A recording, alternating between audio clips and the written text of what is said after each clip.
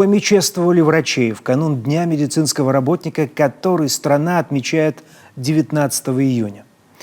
В коме сегодня больше 25 тысяч медиков. И говорят, что еще не хватает более 600 врачей и столько же медицинских сестер.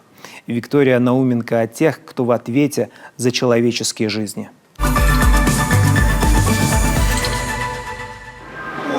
Вторая бригада срочно на вызов. Такие объявления на Ухтинской станции скорой помощи звучат в среднем 100 раз за смену.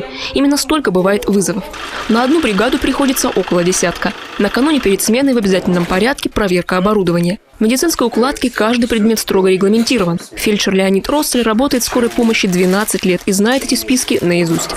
Набор медикаментов для оказания экстренной помощи, неотложной помощи, купирования приступов астмы, судорог, перевязочный минимальный набор здесь находится.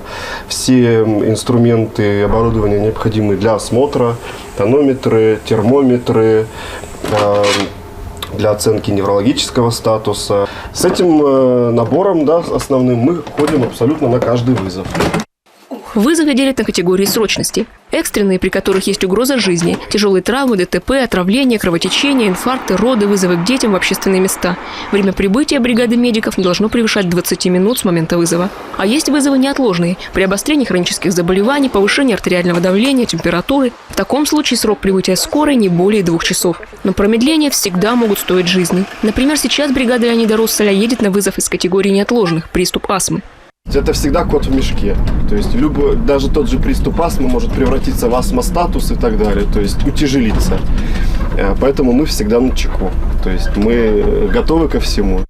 За 12 лет работы было немало случаев, когда приходилось проявлять не только профессиональные знания и навыки медика. Порой приходилось применить и просто мужскую силу. Один раз как-то на дачах бабушку доставали из погреба. Ну а так вообще наши ребята, наши бригады работают в разных местах. Бывает и спасатели их поднимают на крыши. То есть там тоже нужна подготовка особенная, не бояться высоты и так далее. То есть бывает так, что больного с крыши не спустить, пока ему там не окажешь помощь.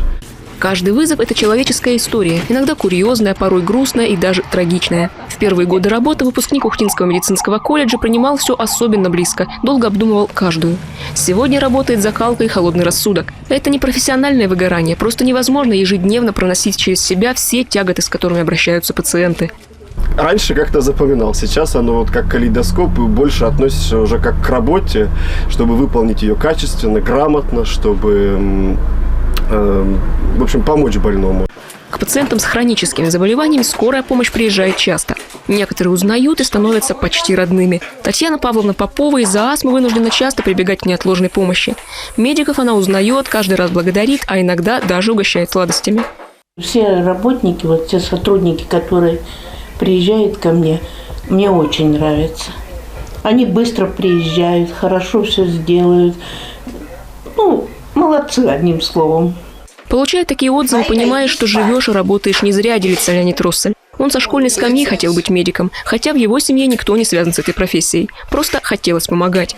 Я люблю свою работу за то, что я нужен, я полезный, я помогаю, я спасаю. В общем, я считаю, что я все-таки в обществе не лишний, и работа на скорой помощи все-таки одна из самых важных и нужных.